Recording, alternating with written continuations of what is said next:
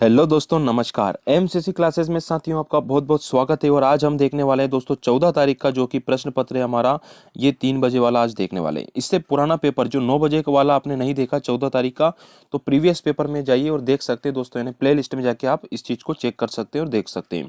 दोस्तों वीडियो की जो PDF है आपको टेलीग्राम चैनल पर मिल जाएगी, है ना। डिस्क्रिप्शन में लिंक दे रखा है, यहाँ से आप ज्वाइन कर सकते हैं। चलिए, तो दोस्तों यहाँ के कुछ क्वेश्चन है हमारे, वो हम बात करते हैं। और वीडियो अच्छा लगे तो प्लीज़ इसको शेयर जरूर कीजिएगा और लाइक भी करना है दोस्तों। जितने लोग देखते हैं प्लीज़ लाइक जरूर करके जाएं। चलिए दोस्तों स्टार्ट करते हैं। अपने आप से भी लगाने की कोशिश कीजिएगा, ठीक है। बाकी हम लगा ही रहे हैं। क्वेश्चन है, भोपाल में एकमात्र पारिस्थितिकी पर्यटन स्थल है दोस्तों। भोपाल में एकमात्र पारिस्थितिकी जो पर्यटन स्थल है वो कौन सा है, ये पूछा गया। तो अपना दिमाग लगाना है दोस्तों, कौन सी चीज़ अपने भोपाल में हो सकती है, ठीक है। बात करते हैं हलाली बांध की। तो जो हलाली बांध है दोस्तों, ये हलाली नदी पे है, ठीक है, जिसको सम्राट अशोक सागर परियोजना के नाम से भी हम जानते हैं। दूसरा था राजघाट बांध। ये राजघाट बांध दोस्तों बेतवा नदी पे बना है। किस नदी पे बना है दोस्तों? बेतवा नदी पे बना है। फिर आता है कोलार बांध, जो हमने पढ़ा है दोस्तों, ठीक है, कोलार नदी पे बना है आपका। चौथा आता है केरवा बांध। तो ये केरवा बांध है दोस्तों, जो कि भोपाल में सबसे पास में स्थित है ना, भोपाल में स्थित मान सकते हैं। तो ये केरवा बांध आपको याद रखना है, किस जिले में पड़ता है? हमारे भोपाल जिले में पड़ता है दोस्तों, ठीक है। ये क्वेश्चन हो गया। दूसरा क्वेश्चन है आप लोगों के लिए। क्वेश्चन है दोस्तों, जबलपुर में स्थित महत्वपूर्ण किला डैश है। तो जबलपुर में स्थित में जो महत्वपूर्ण किला है वो कौन सा है? तो जबलपुर में जो महत्वपूर्ण किला है दोस्तों, याद रखना, ये हमारा मदन महल है ना। मदन महल मदन शाह ने बनवाया था। और आज ही दोस्तों आपके 12:30 बजे, है ना, लाइव क्लास चलेगी दोस्तों। क्या चलेगी? Live class. उसमें भी बहुत सारे जो टॉपिक है आपको वो कंप्लीट करके लाना है, ठीक है। चलिए, बात की थी हमने। अगला क्वेश्चन है दोस्तों आपका, राणा सांगा किला। कौन सा दोस्तों? राणा सांगा किला। ये राणा सांगा किला दोस्तों भिलवाड़ा जिले में पड़ता है। किस जिले में पड़ता है? भिलवाड़ा यानी राजस्थान में।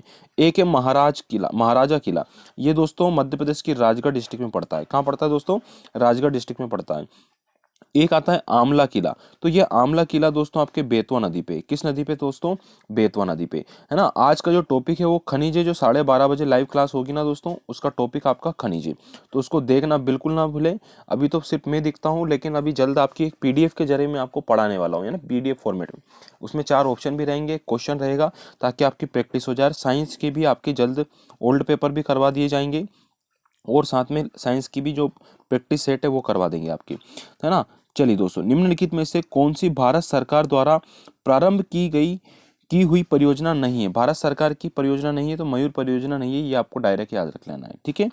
अगला क्वेश्चन आता है दोस्तों हमारा। दोस्तों लाइक कर दीजिए जितने भी दोस्त देख रहे हैं।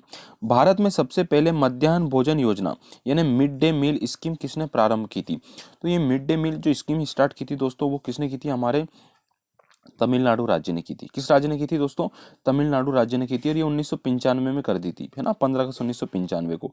तो ये भी आपको यहाँ पे याद रखना है दोस्तों। चलिए, कुछ इन्फॉर्मेशन है उसको देख लेते हैं। हेलो दोस्तों, नमस्कार। अब आपके लिए एक इन्फॉर्मेशन थी दोस्तों, इसलिए मैंने ये चीज़ बताई है। जैसे बहुत सारे लोगों का कमेंट आया था कि सर हमें ऑफलाइन वाले प्रैक्टिस सेट चाहिए। तो ऑफलाइन वाले प्रैक्टिस सेट के लिए दोस्तों डिस्क्रिप्शन में मैंने लिंक दे रखी है। आप इन तीनों चीज़ से फ्लिपकार्ट, स्नैपडील या अमेजन से यहाँ से खरीद सकते हैं, डायरेक्ट अपने घर पे मंगवा सकते हैं। तो दोस्तों आरक्षक, GD और रेडियो पुलिस दोनों के लिए ये पेपर है। इसमें प्रैक्टिस सेट भी है आपके, है ना। तो टोटल 20 प्रैक्टिस सेट निकलेंगे, 3 सोल्ड पेपर निकलेंगे, और ऑब्जेक्टिव टाइप से इसमें क्वेश्चन है। यानी कि तीनों चारों सब चीज यहाँ पे मिल जाएगी। दूसरी एक बुक है, ये बुक आप ले सकते हैं दोस्तों। ये मध्य प्रदेश पुलिस आरक्षक, जो कि GD और रेडियो दोनों के लिए है, ठीक है। इसमें भी 3 सोल्ड पेपर दे रखे हैं, साथ में लगभग 3200 प्रश्न है दोस्तों, ठीक है। और ये ऑल इन वन है। जैसा कि यहाँ पे आपको दिख रहा होगा, ये तीनों चीज यहाँ पे दिख रही है आपको कि सामान्य ज्ञान, है ना। यहाँ पे टोटल मैं आपको थोड़ा सा बता देता हूँ, फिर हम आगे बढ़ते हैं। कि भारत अपना सामान्य ज्ञान है, तार्किक ज्ञान है, बौद्धिक क्षमता, मानसिक अभिरुचि वाला पोर्शन यहाँ पे दे रखा, विज्ञान दे रखा, गणित दे रखा, साथ में आपको इंपॉर्टेंट चीज यहाँ पे करंट अफेयर भी। तो ऑल इन वन वाली बुक आप ले सकते हैं कांस्टेबल के लिए। डिस्क्रिप्शन में मैंने लिंक दे रखा है, इस बुक का भी दे रखा है और इस बुक का भी दे रखा है, ठीक है। यानी कि ऑफलाइन जो प्रैक्टिस आप लगाना चाहते हैं, तो ये आपका बिल्कुल आप देख सकते हैं दोस्तों। चक्षु जो पब्लिकेशन है, इसकी जो बुक है, और आप यहाँ से खरीद सकते हैं। डिस्क्रिप्शन में हमने लिंक दे रखा है। तो धन्यवाद साथियों, चलिए आगे बढ़ते हैं हम। अगला क्वेश्चन आता है दोस्तों, निम्नलिखित में से कौन सा बाघ संरक्षण क्षेत्र मिजोरम में स्थित है। तो कौन सा बाघ संरक्षण क्षेत्र जो कि मिजोरम में है, तो ये याद रखना दोस्तों, डंपा बाघ संरक्षण, ये मिजोरम में। ठीक है। अगला आता है सिमलीपाल। तो सिमलीपाल आप जानते होंगे दोस्तों, उड़ीसा राज्य में है। किस राज्य में है? उड़ीसा राज्य में। रणथंबोर को आप अच्छे से जानते होंगे दोस्तों, राजस्थान से रणथंबोर हो जाएगा, और पेंच बाघ उद्यान हमारा मध्य प्रदेश में हो जाएगा। ठीक है, तो रणथंबोर राजस्थान। अगला क्वेश्चन आता है दोस्तों, भारत का कौन सा राज्य इलायची का सबसे बड़ा उत्पादक राज्य है। तो भारत में जो राज्य सबसे बड़ा इलायची का सबसे बड़ा उत्पादक राज्य दोस्तों, वो हमारा पड़ेगा दोस्तों कहाँ पे? केरल में। कहाँ पड़ने वाला है दोस्तों? केरल में। तो ये आपको याद रखना है। ठीक है। केसर आप जानते हो दोस्तों, जम्मू कश्मीर में, कर्नाटक में कॉफी होती है। ठीक है। चलिए आगे अब हम बात करते हैं दोस्तों, निम्नलिखित में से किसकी साझा राजधानी नहीं है।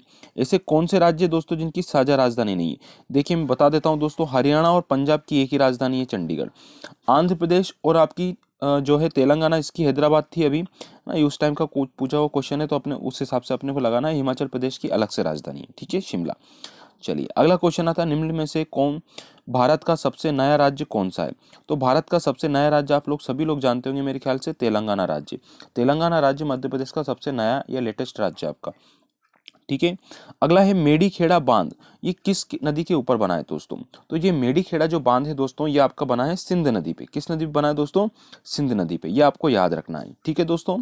चलिए अगला क्वेश्चन आता है, भारतीय वायुसेना का कौन सा पद भारतीय सेना के कैप्टन पद के समतुल्य होता है। तो ये कौन सा होता है दोस्तों? फ्लाइट लेफ्टिनेंट का जो पद होता है, वो भारतीय सेना के पद यानी कि कैप्टन के पद के समतुल्य यानी बराबर होता है। ठीक है दोस्तों, तो ये आपको याद रखना है। चलिए ये आप पद एक बार पढ़ लीजिएगा, विविध वाला जो चैप्टर है ना अपना लूसेंट में, उसमें से देख लीजिएगा, पीछे पीछे दे रखा है आपका। ठीक है। चलिए फिर आता है दोस्तों हमारा, भारत के मुख्य न्यायाधीश को जो सेवानिवृत्त जो अवधि है वो कब है दोस्तों। तो भारत के मुख्य न्यायाधीश के लिए सेवानिवृत्ति जो आयु है वो कितने साल की रखी गई है? वो 65 वर्ष की रखी गई है। ये आपको यहाँ पे याद रखना है दोस्तों। ठीक है। और न्यायपालिका का सर्वोच्च न्यायालय का अध्यक्ष यही होते हैं व्यक्ति। अनूप श्रीधर किस खेल से संबंधित है। तो अनूप श्रीधर जो किस खेल से संबंधित है दोस्तों, तो ये बैडमिंटन से संबंधित है। ठीक है। और ये आपको याद रखना, नेट फॉल्ट जो शब्द होता है ना, इसी से रिलेटेड होता है, वेरी इंपॉर्टेंट। ठीक है।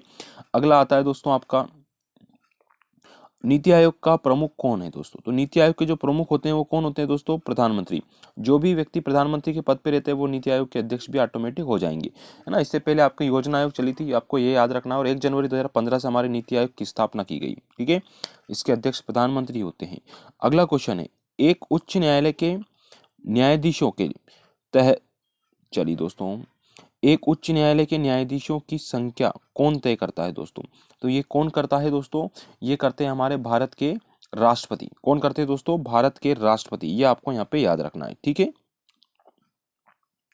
अगला क्वेश्चन आता है, स्वतंत्र भारत के अभियुक्त होने वाले उच्च न्यायालय के प्रथम न्यायाधीश। तो ये नाम याद रखना दोस्तों, है ना, कभी भी आए आपको लगाना है सौमित्र सेन साहब। ठीक है।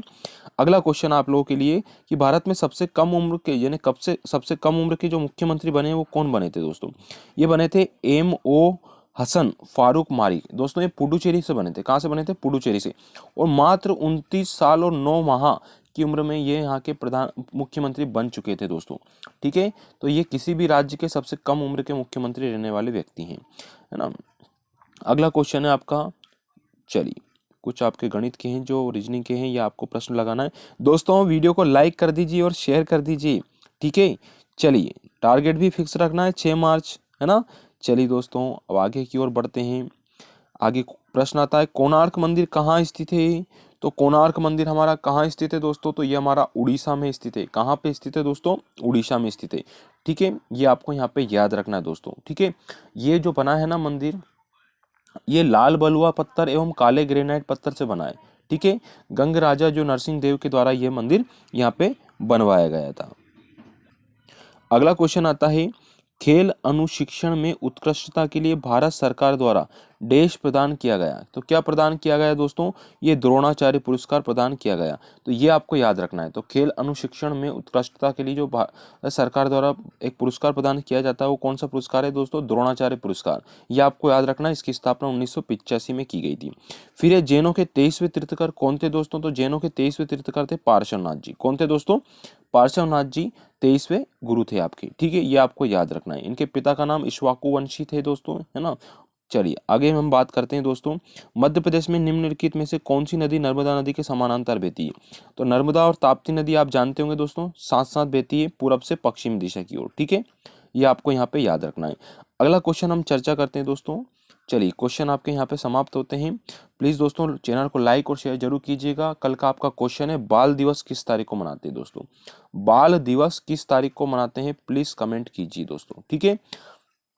ऑप्शन आपको दे देते हैं दोस्तों, 5 सितंबर, 14 नवंबर, 1 मई या इनमें से कोई नहीं। 5 सितंबर, 14 नवंबर, 1 मई या इनमें से कोई नहीं, ठीक है दोस्तों। प्लीज कमेंट कीजिएगा, चैनल को लाइक कीजिए और शेयर कीजिए। धन्यवाद साथियों।